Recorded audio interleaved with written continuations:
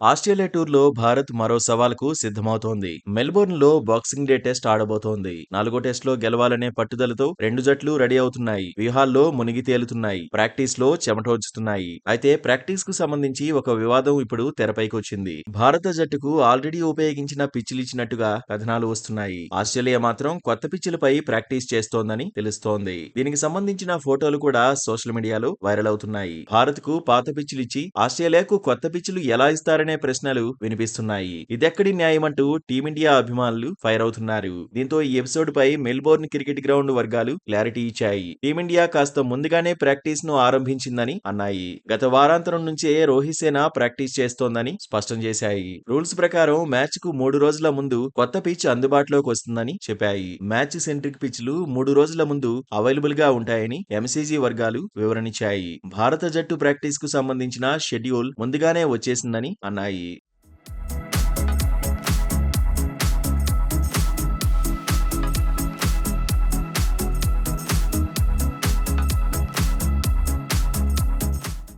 Australia జట్టు 23నే practice ను ఆరంభించింది. కొత్త పిచ్ పైనే ప్రాక్టీస్ చేసింది. అయితే టీమిండియా తన తర్వాతి ప్రాక్టీస్ సెషన్ లో కొత్త పిచ్ పైనే ఆడే అవకాశాలు ఉన్నాయి. పాత పిచ్లపై ప్రాక్టీస్ చేసినందుకే భారత ఆటగాళ్లు ఇబ్బంది పడినట్టు ప్రచారం జరుగుతోంది. బంతి ఎక్కువగా బౌన్స్ కాలేదని తెలుస్తోంది. షార్ట్ పిచ్ బంతులు కూడా తక్కువ ఎత్తులోనే వచ్చాయని కథనాలు వస్తున్నాయి. అందుకే రోహిత్ శర్మ మోకాలికి బాల్ తగిలినట్లుగాను ప్రచారం జరుగుతోంది. పిచ్ స్వభావంపై ఆకాష్ దీప్ కూడా స్పందించాడు. వైట్ బాల్ కోసం ఉపయోగించిన పాత పిచ్ లాగే ఉందన్నాడు.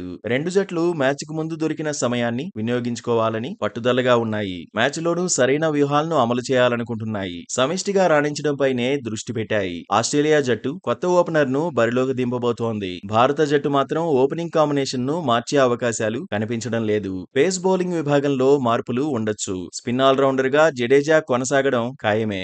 ఆసీస్ కు హేజ్ల్వుడ్ సేవలు దూరమయ్యాయి. దీంతో బోలాండ్ బరిలోకి దిగే ఛాన్స్ ఉంది. మొత్తంగా బాక్సింగ్ డే టెస్ట్ లో ఎవరు పైచేయి సాధిస్తారు అనేది ఆసక్తికరంగా మారింది. అభిమానుల చూపు 26న మొదలయ్యే టెస్ట్ మీదే పడబోతోంది.